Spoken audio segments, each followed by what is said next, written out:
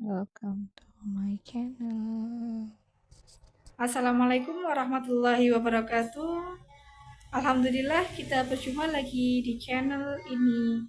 Dan semoga apa yang disampaikan oleh Bapak Kiai Haji Bahaudin Nur Salim membuat manfaat yang baik untuk kita semua. Jangan lupa like dan subscribe channel ini untuk menunjang channel ini berkembang lebih baik. Jangan lupa tonton hingga akhir supaya tidak menimbulkan kesalahpahaman. Selamat menonton. Assalamualaikum warahmatullahi wabarakatuh. Ya hakikatnya Allah itu sebagai Tuhan. Terus cara mengenal Allah itu paling gampang. Sehingga Imam Sibawayh bilang Allah itu a'raful ma'arif. Saya ngaji di mana-mana itu kampanye. Kampanye saya begini. Karena saya pernah diparani orang yang sejenis jenengan. Cuma lebih apa ya? Ya lebih fasik lah kira-kira gitu. Karena nggak santri sama sekali. Yang datang ke saya itu nggak santri sama sekali. Dia datang begini, Pak Ba, sama Islam serius asal Anda bisa menjelaskan Tuhan itu siapa. Jadi nggak ada sopan-sopannya dia tanya. Terus saya jawab gini, ya, pokoknya kacau. Terus saya bilang, kamu peneliti ya, saya peneliti. Kamu orang pinter ya, saya orang pinter. Dia punya gelar. Ya kira-kira gini, kalau gelas ini saya banting, terus pecah, kamu bilang apa ya? Karena sebabnya dibanting, ya sudah. Kira-kira alam raya ini kan kadung berstatus maujudat. Kira-kira logis enggak kalau hadil maujudat khalaqahal adam, ini maujudat diciptakan ketiadaan. Fainal adam la yu'athiru syai'an. Tentu sesuatu yang enggak ada itu la yu'athiru syai'an. Di mana-mana sing yu'athiru yang bisa menciptakan atau membekasi itu adalah al-wujud. Ya berarti Allah itu penyebab dari semuanya, Pak. Iya. Ya dari dulu kiai-kiai bilang gitu kan saya enak. Nah, intinya gini, terus dia menjadi sadar setelah Allah tak beri status wajibil wujud. Makanya saya tambah tua, itu tambah kagum sama ulama dulu. Kenapa kita mulai kecil dikenalkan wujud kidam bakok, kira-kira gitu. Hadhil maujudat, alam yang sudah kadung wujud ini, kan mau tidak mau harus disebabkan oleh yang wujud. Masa wujud disebabkan nihilisme atau ketiadaan? Ya kira-kira gitu. Kalau sama tanya hakikat Allah yang mudah dikenali apa? Beri status wajibil wujud. Yang wajibil wujud ini oleh kita adalah disebut Allah. Lah yang menerangkan itu siapa? Ya Nabi Muhammad itu. Lah Nabi Muhammad turunannya siapa? Ya secara zahir turunannya Nabi Adam. Kan ya sudah gitu kira-kira. Sudah sampean yang senang saja hidup, enggak usah mikir itu. Zaman tabi'in yang masih ada sahabat banyak. Sebetulnya bukan zaman tabi'in banget, karena zaman itu masih banyak apa? Sahabat. Itu mereka cara berpikir sudah semua ahlun nar itu redaksi di Quran tuh khalidina fiha. Sehingga zaman tabi'in sudah banyak yang berpikir enggak ada kemungkinan orang sing yukhrajuna minan nar. Sehingga terus ada kafilah gitu, delegasi, ayo kita ke Madinah. Sehingga ini menjadi khas. Meskipun khas ini iskal, kita akan iskal karena itu di Quran tidak ada. Tidak ada, maksudnya nggak ada secara sorry yang menerangkan ada kaumin sing yukhrajuna minan nar. Makanya Syekh Al-Ajuri ngendikan ciri khas ahli sunnah adalah mengimani adanya kaum sing yukhrajuna minan nar. Karena itu zaman tabi'in sudah ada polemik. Tapi tentu kita yang mengimani itu. Tapi kalau ada yang tanya di semua Quran kalau masuk neraka itu khalidina fiha, itu dijawab apa? Amma ahlun nar alladzina hum ahluha. Memang dia spesifik ahli neraka, memang dia berpenduduk neraka. Alamatnya neraka, KTP-nya neraka, kakaknya neraka. Kalau kita ini ndak, KTP kita surga, mbah-mbah kita ahli surga. Karena alamat kita sebenarnya kan surga. Nabi Adam itu kan surga alamat. Makanya saya ngaji di mana-mana itu betapa baiknya agama ini. Karena kunci surga kita sudah dikasih tahu miftahul jannah. Sementara kita tidak tahu kuncinya neraka. Jadi kena mlebu neraka itu kebangetan. Mau ngeraro kuncinya kok mlebu. Tapi jare kancaku, wah kalau ada pintunya Gus tilat blus. Ini problemnya itu. Tapi nak sama mlebu neraka itu kebangetan. Karena yang kita punya kuncinya itu surga, kita tidak punya kunci neraka. Ono sing dikunci neraka, betul toh? Nah, harusnya kita nggak bisa masuk neraka karena nggak punya kunci. Jadi kalau nak maca hadis miftahul jannah la ilaha illallah itu syukur kalau si apike Kanjeng Nabi. Wong kunci kok dituduhno. Itu kan luar biasa. Jadi orang memahami hadis itu. Saya ini tahadus bi nikmah, ini mumpung ada Gus Zofur, ini saya tasihkan. Wal asri demi masa, demi waktu. Saya ketika baca ayat yuridu wa bikumul yusra wala yuridu bikumul usra. Dengan ayat wal asri demi waktu. Itu memang luar biasa Islam. Coba ya. Kita baca kalimat tauhid itu kan hanya butuh waktu setengah menit, mungkin tidak ada. La ilaha illallah Muhammadur Rasulullah. Waktu yang sesikat itu bisa menghapus kekafiran di masa lalu. Jadi misalnya orang kafir 70 tahun, itu terhapus kekafirannya hanya dengan singkat melafadzkan la ilaha illallah Muhammadur Rasulullah. Dan waktu pas dia cerita ya betapa agama ini mudah. Ya kan kalimat yang bisa menghilangkan kekafiran kemudian tidak banyak syarat. Coba kalau kamu mau sholat, syaratnya kan macam-macam. Mau zakat, syaratnya macam-macam. Tapi kalau mau bersyahadat, orang kafir kalau bersyahadat itu ada syaratnya enggak? Ya syahadat saja. Itu wal asr demi waktu. Kata ulama Islam. Ya, terus kita harus menghindari perilaku tertentu. Yang perilaku itu zaman Nabi sudah sangat diperingatkan. Misalnya yang masyhur itu Khawarij. Khawarij itu kelompok yang sangat soleh secara zahir. Yes, ibadahnya kata Rasulullah laisa siyamukum kasiyamihim wa qiyamukum kami qiyamihim. Jadi puasa kamu sahabat enggak sehebat puasanya orang Khawarij, ibadah kamu tidak sebanding ibadahnya Khawarij, tapi mereka sangat biadab. Ya murukuna minaddin murukosahmi minar ramiyah yaqra'unal Qur'an la yujawizu hana jiro. Dan di antara kesolehan yang berlebihan ini kata Nabi apa? Yuqatiluna ahlal Islam wala yuqatiluna ahlal ausan. Kalau dijak musuhi sesama Islam semangat, tapi dijak musuhi yang jelas salah tidak semangat. Ini kelompok sing haddarona humun Nabiyu, kelompok yang kita diperingatkan Nabi untuk sangat menghindari. Karena logikanya jelas ya. Orang yang kafir saja inginnya Nabi menjadi muslim dengan diajarkan syahadat. Tapi ini orang yang sudah muslim, seleranya Khawarij dikeluarkan dari Islam. Tahlilan kafir, kuburan kafir, nyekelake kafir.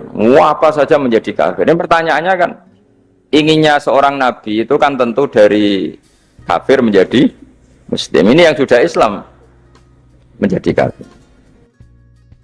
Maka cerita-cerita di beberapa ulama, ini kenangan saya ngaji di sini. Ini sekaligus cerita penutup. Ada orang ekstremis ketemu Islam alim. Terus ketika melihat ahlul ma'asi itu maksiat, ahlul ma'asi ketika maksiat, sedang maksiat. Sebaiknya orang-orang Islam seperti itu mau saya bunuh, mau saya bom. Ini yang cerita orang-orang alim ke saya. Terus kata si orang alim tadi, lau annahum matu, kalau mereka benar-benar mati final maksiyah itu aina masiruhum, lalu mereka kemana? Si yang keras tadi bilang ilanar karena mereka mati final maksiyah. Terus jawabnya yang alim tadi, akan adzalika muradan nabi, apa umat Islam mati kemudian min ahlin nar itu yang dikehendaki Nabi? Untungnya yang si ekstremis tadi agak alim. Ya enggak, Nabi inginnya umatnya itu ya mati tidak masuk neraka. Ya sudah, jangan bunuh sekarang, kasih kesempatan tobat. Untungnya si yang ekstrim ini termasuk min ahli ilm, dia nerima konsep itu. Itu jadi pelajaran dialog kealiman. Dan kita menjadi moderat bukan karena liberal atau sekuler. Memang kita baca hadis-hadis misalnya inna wuha yabsutu yadahu billail yatuba musiun nahar wa yabsutu yadahu bin nahar yatuba musiul lail. Allah yang Tuhan saja inginnya itu menunggu tobatnya mereka, bukan mengakhiri mereka dalam keadaan tidak tobat. Ini supaya jadi paham, menjadi khas kita. Ya Allah yang Tuhan saja inginnya kan menunggu tobatnya mereka, bukan malah tobat itu kita hentikan ya dengan dibunuh ketika maksiat. Itu artinya kan kita tidak memberi kesempatan tobat. Sama seingat Mbah Mun sering cerita ke saya, aku corokon mileh, kata beliau, aku corokon mileh iku ya ora pati seneng ono terlalu tegas, terlalu mergo Allah wae ngekei kesempatan. Ya tadi, logikanya kan Allah saja, misalnya Allah Ta'ala selalu membuka tangannya di malam hari supaya yang tadi siang maksiat tobat di malam hari. Terus Allah membuka tangannya di siang hari supaya yang tadi malam maksiat tobat. Intinya Allah Ta'ala itu menunggu tobat, bukan menghentikan asbabit taubat. Sehingga tradisi guru-guru kita, ya utamanya Mbah Mun, itu sama siapa saja baik. Bukan karena baik sama orang fasik, bukan. Tapi implementasi dari menunggu tobatnya orang fasik, dan tentu itu butuh tarbiyah, butuh syafaqah, butuh kasih sayang, butuh. Saya masih ingat ketika beliau baca kitab karangannya Imam Sa'roni itu, Tambihul Mukhtarin, itu diantara madzhab Imam Sa'roni itu Al-Hikmah Dolatul Mu'min, itu beliau juga menambahkan wal fasik Dolatul Mu'min. Bukan sekedar Al-Hikmah Dolatul Mu'min, tapi Al-Fasik juga Dolatul Mu'min. Karena ketika seorang mukmin fasik ini seperti barang yang hilang, dia tercerabut dari akarnya, yaitu akar keimanan dan keislaman. Maka kita-kita, kata Imam Sa'roni, kita-kita sebagai orang soleh harus menemukan mereka atau mengambil mereka untuk kembali. Jadi ini komitmen kita sebagai murid Mbah Mun, sebagai murid Syekhina Al-Alamah Kiai Maimun, supaya orang itu terbiasa seperti sifatnya Allah. Itu kan diulang-ulang, takhallaku bi akhlaqillah. Padahal jelas di Quran, ya qul ya ibadiyalladzina asrafu ala anfusihim la taqnatu mir rahmatillah. Dan Allah masih memanggil wa anibu ila rabbikum, ayo kembali, ayo kembali. Kan enggak fair. Allah yang Tuhan saja, yang Al-Ghaniyul Mutlaq menyuruh mereka, kabehnya sudah ada amal. Itu saja inginnya Allah sama orang Islam, kaumun yukhrajuna minan nar, bukan malah diblesno gitu. Lah ya akhirat yang notabene sudah enggak ada amal. Sofa yu'tika rabbuka fatardo. Jawab Nabi, la ardo wa wahidun min ummati finnar. Saya tidak akan ridho ya Allah, tidak akan puas wa wahidun min ummati finnar. Satu dari umatku min ummatil ijabah minan. Makanya saya setuju dengan saya Al-Ajuri, kita sebagai ahli sunnah di antara khasnya apa? Iman adanya kaum sing yukhrajuna minan. Bismillahirrahmanirrahim. Qala Muhammad bin Husain, I'lam rahimana wa huwa iyyaka anan nabiyya sallallahu alaihi wasallam qad a'lamaka iku merohno sapa mirsakno sapa nabi ka ing sira fi hadal hadis ing dalam ikhlas hadis anna Jibril saat Jibril alaihi salam inna ma sa'alan nabiyya sallallahu alaihi wasallam bi hadrati ashabi ana ing ngarepe sahabate para nabi. Inna ma arada mesti ngersakno sapa Jibril ayu alimahum ing yen to ngeruhna sapa Jibril ing para ashab amrodinihim ing urusan agamane para sahabat. Fayam bagi mongko saeja muslimin apa ya alamu yang to ngerti sapa muslimin hu ing amrodinihim. Terus pikirannya saya Al-Ajuri bahwa Jibril menanyakan Islam dengan niat mengertikan Islam kepada para sahabatnya Rasulullah sallallahu alaihi wasallam. Artinya Jibril itu buatan takok carane sugih. Saiki wong takok kiai iku salah alamat. Wong alim takok carane sugih, carane dadi bupati, carane entuk dhuwit akeh. Wong alime dhewe ora pati titik dhuwit ditakoki. Kadang kula nggih sewani tiyang, Gus kula bojo kula kathah carane rukun piye. Wong kiyaine ora wani wae takok carane rukun. Jadi intinya niku pertanyaan itu juga kita pelajari. Jibril niku tangkret. Artinya yang perlu diingat ini urusan apa? Agama. Tapi kita punya masyarakat yang kadang tanya ini sesuatu yang sifatnya hadun nafsi. Terus kiai itu rapati seneng jabatan, kadang ditakoki tiyang carane dadi bupati. Nak dadi bupati salami templek orang juta, nak ora dadi darani donyane ngobos. Swara kabeh dadi kiai. Lan kula seneng nat. Terkenal donga kula ora mandi, mergo nak mandi repot. Dadi dukun. Jadi niki repot. Kula gak ada cerita tentang Mbah Hamid Pasuruan. Diceritani bapak kula. Bapak Nurian lami ngaji kalian Ki Hamid. Jadi dawe beliau itu soleh zaman akhir itu repot, hisape gede ya. Gangger terkenal ngane mandi terus wong kepen sugih marani kiai, kepen wayah marani kiai, kepen jabat marani kiai. Terus ngekei dhuwit. Mari hisab tok, mergo agama sudah dikonversi sebagai materi. Mane beliau pernah menangis, aku soleh-soleh ku ngene golek opo kok dadi wong sowan ngekei dhuwit, ngekei gula terus. Intinya semua yang ditanyakan itu urusan apa? Agama. Maka kata Imam Syekh Al-Ajuri, seharusnya pertanyaan itu ya urusan agama dan yang harus diketahui ya urusan agama. Maka orang Islam yang harus diketahui ya urusan agama. Terus kalau mau istifadah kalian Gus, kalau sak kelas kalian Gus Munib. Jadi orang itu, makanya saya ngaji itu pede di depan umum. Karena kalau salah ya dibenarkan Gus Zofur, kalau bener juga ganjarannya akeh. Tapi nak ngaji mbek wong loro dhewean iku terus kok cocokan. Nak salah aja kodo-kodo ya kan. Jadi memang ilmu itu suka yang mutawatir saya karena validitasnya jelas. Makanya dulu itu dikaji hadis kok enggak mutawatir itu enggak mutu. Paling firrut batil ulya tentu yang apa? Mutawatir. Dikatakan bi hadrati ashabi atau ketika Nabi khutbah. Apalagi pidato Nabi di hajatil apa? Wada. Sehingga hadis ahadi itu banyak yang masalah. Karena satu ada subjektivitas rawi. Kalaupun sahih itu ada subjektivitas rawi. Seperti yang diceritakan Gus Sobur tadi. Abu Dzar itu orangnya soleh. Tapi punya subjektivitas kesolehan yang sangat individualistik. Sehingga beliau diasingkan sama Sidina Utsman di Robadah gitu. Karena apa kesalehannya ini bikin publik itu agak gaduh, nggak kebayang kalau para sahabat itu ngikuti siapa? Abu Dzar. Karena ada kesalehan pribadi yang mengganggu kestabilan publik. Jadi Abu Dzar nanti kan diberi kesempatan pidato, seneng dunia orang di duit rapopo, gak batik, gak popo, gak pidato, gak urip mau sedih loh. Oh itu kan Pekalongan fakir kabeh. Mau orang iso nggawe acara pengajian itu. Sehingga kesalahan-kesalahan pribadi itu ya dianggap Abu Dzar soleh itu urusan beliau. Makanya komentar Imam Ghazali tentang Abu Dzar faqad kana min ashabi Rasulillah man huwa. Jadi tapi kalau umum kan standarnya jelas apa? Standarnya apa? Jelas. Ya saya teruskan. Jadi bi hadrati ashabi itu menurut saya kata kunci karena pentingnya mutawatir. Terus menyangkut pertanyaan tadi yang Gus Zofur hilang. Enggak semua pertanyaan harus dijawab. Sebetulnya saya juga ngeritik. Semua yang diunek-unek sampean itu takokno. Kadang wong yo takok nasib, guys. Kita misalnya saya itu sering punya utang 1 juta, gak iso nyaur. Kadang wong takok kula diutang 1 miliar carane nyaur piye? Wong kene diutang 1 juta ora carane nyaur kok ditakoki sing utange apa? 1 miliar. Kula nu santri, bojone niku 3 wong sugih. Kowe iku urang kesuwan kula takok carane ngrukono bojone.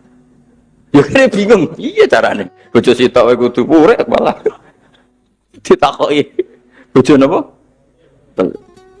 Nah ternyata santri itu terinspirasi oleh cerita-cerita. Syaratnya wali itu kudu di bojo cerewet. Nak sitok wae cerewet wali apa meneh nak telu dia cara berpikir begitu. Nah, itu yang bojo pertama itu ngancam nak masih sah dengan istri kedua ketiga mau bunuh diri. Terus dene nate nyuwun sewu melapatkan tolak. Terus takok teng kula. Niku termasuk mukroh napa boten Gus karena saya melafatkan itu dipaksa diancam bojo pertama mau napa? Diware. Lah iku nang fikih kan hanya ada syartul ikrah itu mukrih harus mampu mewujudkan mahad dadahu. Ben arah megat tak pateni. Ini ndak kasusnya unik. Umumnya bab ikrah di fikih kan nak ora ke tak pateni ini ndak. Ini kasusnya beda. Nak rabuk turuti aku mati. Itu kan bingung. Ya saya sebenarnya nunggu Zofur ya, jawab bahwa alam nunggu Jibril ya sudah akan datang. Artinya gini ya, problem kita kekinian itu setiap masyarakat punya eskal atau punya grundel itu ditanyakan kiai. Padahal seharusnya tidak sesuatu yang harus apa ditanyakan. Misalnya kayak gawane di bojo akeh ya mesti sumpek, ngurmat wong wedok sitok sumpek kemene telu. Terus gawane wong duwe utang akeh ya sumpek. Hal-hal seperti itu kan lazim. Sebenarnya nggak perlu ditanyakan, biasa wae standar.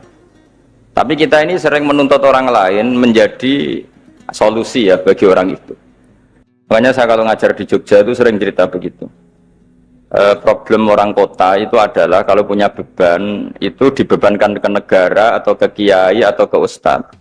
Padahal beban ini sebagai hukuman karena kesalahannya apa? Sendiri. Sama masih ingat betul ketika kasus Aid. Mbah Mun itu orang yang sangat syafiq li ummati, sangat syafiq lah, sangat syafaqah pada umatnya.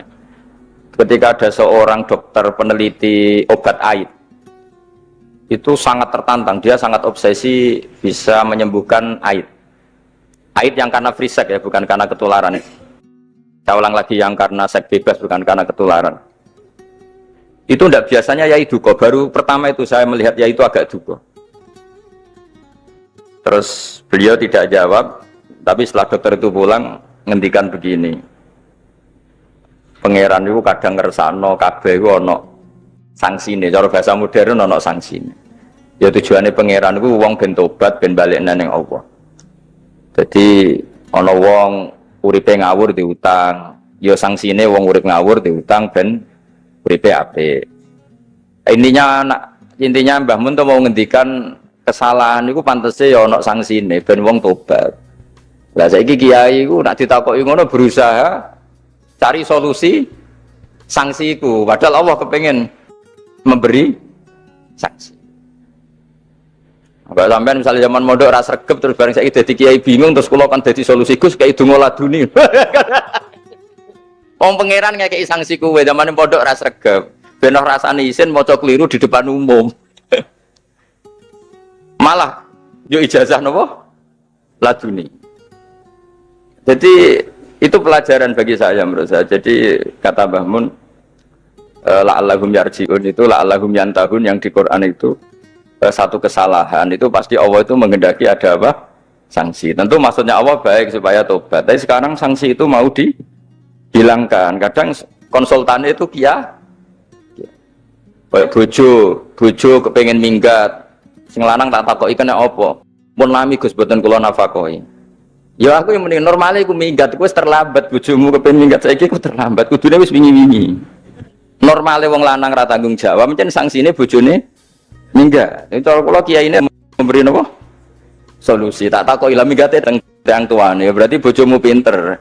Wis ngerti sing lanang ra kena deloki melok wong tuane ya menika. Dadi nah seperti itu menurut saya semua kiai itu harus kayak saya dalam bab itu. Tapi mereka nyari donga, piye bojo iki ra dicukupilah seneng. Terus golek akeh pengasih, golek jimat. Akhirnya Mbah Mun nate cerita, sing kula paling tak kenang sih. Akhirnya kiai ini nganti lali. Ana wong melarat yo ijazah kiai. Berhubung kiai ini ku isin muni ra iso diijazahi duha mek donga. Kiai ini ku lali nak dhewe fakir. Akhirnya yang minta ijazah itu ditimbali Mbah Mun. Rene tak ijazahi. Kowe yo ijazah duha mek sapa kiai iki. Lha kiai ku dhewe fakir kok jalu ijazah. Ya ijazah ya mek aku sing wis sukses dadi kiai sugih. Artinya apa? Bener ceritanya Gus Zofur, gara-gara setiap pertanyaan itu memaksakan bisa jawab. Terus kayak kok ning pondok lho, wis karuan dene dhewe Joko Tuwa. Lho kok ngekek ijazah mahabbah. Pondok kate Joko Tuwa. Itu di pondok mana-mana Gus, itu ada ijazah laduni. Padahal sing ijazah iku ya tau ra munggah. Sekolah iku ora tau munggah. Ngono dicalon ijazah laduni yo. Coba di pondok-pondok beredar gak ijazah ketemu Nabi Khidir? Beredar. Padahal yang ijazah juga gak pernah. Nah itu karena yang diceritakan Gus Zofur tadi memaksakan bisa. Jadi karuan dekne dhewe ra iso ya santai wae. Aku pengen ngipi ketemu Rasulullah itu beredar gak ijazah itu? Mungkin Pak Del kan yang pernah mengijazahkan itu. Tapi ya ora tahu. Sampe tahu ngijazahne Pak Zakaria. Oh, jadi apa? Ijazah terus ya. Karena Jubir Torekoh. Jadi inti kalau tidak bisa ya bilang saja tidak bisa sampai apa jangan kita lupa tadi ya sampai lupa daratan tadi karena problem negara kita termasuk itu semua intelektual semua pakar kalau ditanya problem negara itu semuanya jawab akhirnya kan gaduh semuanya punya rumus semuanya punya versi akhirnya gaduh misalnya pemerataan Indonesia rumusnya gimana yang satu bilang wah ibu kotanya dipindah yang satu bilang enggak harus ada sentralisasi di Jawa supaya ada kualitas A, ada kampus terbaik, ulama terbaik. Kalau diratakan nanti kemampuannya rata itu justru enggak bagus. Yang ketiga enggak, wah kualitas demokrasinya dijaga. Yang satu enggak, demokrasi tanpa ekonomi enggak bisa. Oh. Dari santri ya, sedunia rasa pikir, besok mati ben. Nah itu kan karena memaksakan jawab, akhirnya ada kegaduhan tadi. Paling benak is pokoke takoi wis muni wawahu. Alam senajan to sing takok muni wis suwe, Mbah. Enggak masalah itu penting. Wah, kok akeh. Baca Arabnya saja ya, tak. Ini menurut bagus aku. Mimman khadzarona tadi siapa? An-Nabi. Mimman saking wong khadzaro kang anaman satemene wong abada kang nyembah sapa man Allah azza wa jalla fa ya'lamu mongko ngerti sapa man Allah azza wa jalla mutali'un gundat sing ningali ala amalihi ing atase ngamale wong ya alamu pirsa sapa taala sirruhu ing rahasiane wong wa alaniyatahu lan alaniyah wong sing ngamal sing jelas wa ya'lamulan alama ing perkara tufi kang nyamarno sira min amalika saking amal sira wa malan perkara tubudihi kang ngetokno sira ing amal wa malan perkara turido kang ngarepno sira bi ilmika kan sira kowe ngarepno bi ilmika misale Allahu turidu am ghaira dadi maksudnya Allah ana ta kowe ngamal iku ngersakno Allah turidu am ghairahu dadi maksudnya Allah tahu amal kamu atau ilmu kamu. Apakah amal kamu, ilmu kamu untuk Allah? Allah turidu am ghairahu. Apakah kowe melakukan amal itu karena Allah apa enggak? Ya alamu pirsa sapa taala asirra wa akhfa. Ya alamu pirsa sapa taala khainatal ayuni ing mripat sing khianat. Wa amalan perkara tufi kang nyimpen apa suduru apa dodo. Ya alamu pirsa sapa taala mak ing perkara antum kang te sira kabeh ku alihi ngatasé mah. Fahdaru mongko wedi sira kabeh ing Allah. Pasti wedi Allah dengan makna mendekat ke Allah. Faman mengkote sapane wong roa iku jaga sapa man hadhihi ing ikilah halah. Il halah atau hadhil ya wa hadhil halah perilaku ini di qalbihi lan atine man. Wa bi niku ya napa bak niku faman roa hadhihi bi qalbi wa ya'lamu lan ngerti sapa wong ing iki khasya mengko wedi sapa man menawa azza wa jalla wa khaufahu lan wedi sapa wong Allah wa abadahu kama lan nyembah sapa wong ing Allah kama amara kaya oleh merintah sapa wong ing man. Pak ing kunta mongko lamun ana sira andhatil muraati sange ilang ngrekso ati nak dipirsani Allah ana iku fi ghaflatin ing dalem lali fa innahu mongko setune Allah taala ku ya ora kamirsani sapa wa kang sira summa ilaihi mongko nuli maring Allah sarasan marji ukate bali sira fayunabdu butuh bernama. Terus mau tanya tentang hukum waris. Sepertinya di Indonesia hukum waris itu kok terbagi menjadi 3. Yang pertama yaitu yang mengklaim bahwasanya kalau membagi waris ya udah dibagi sama rata aja antara perempuan dan laki, penting sama-sama ikhlas. Yang kedua yaitu sesuai hukum KHI saja, nggak usah memakai yang lain, dalam artian biar tidak terjadi perbedaan kita pakai KHI saja. Dan yang ketiga yaitu yang sesuai dengan Al-Quran maupun bagi para hakim ya HKI itu kompilasi hukum Islam ya, sementara yang dipakai ya KHI itu yang dipakai oleh pedoman untuk memutuskan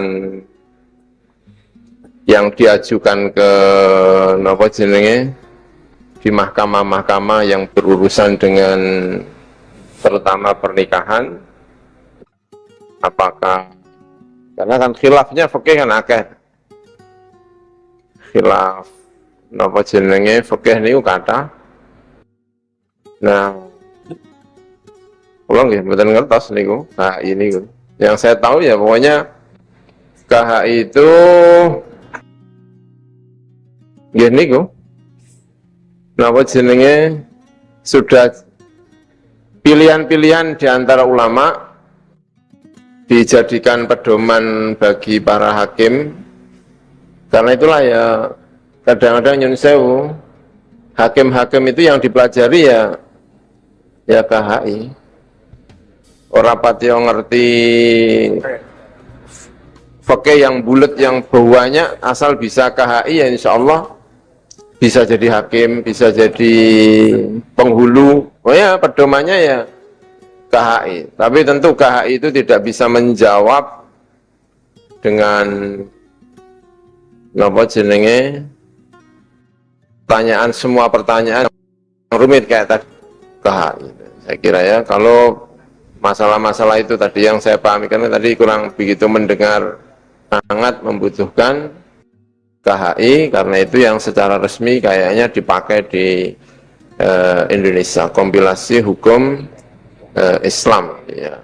Walaupun tentu tidak semua ulama Indonesia menyetujui KHI ya, karena ya KHI itu sudah pilihan-pilihan dari berbagai mazhab, dan di Indonesia masih butuh apa ya, mazhabnya itu bisa macam-macam ya. Kadang-kadang nek ora dikai Syafi'i ora gelem dan lain sebagainya, itu ya problem dalam kasus per kasus. Saya kira itu. Oke, terima kasih ya.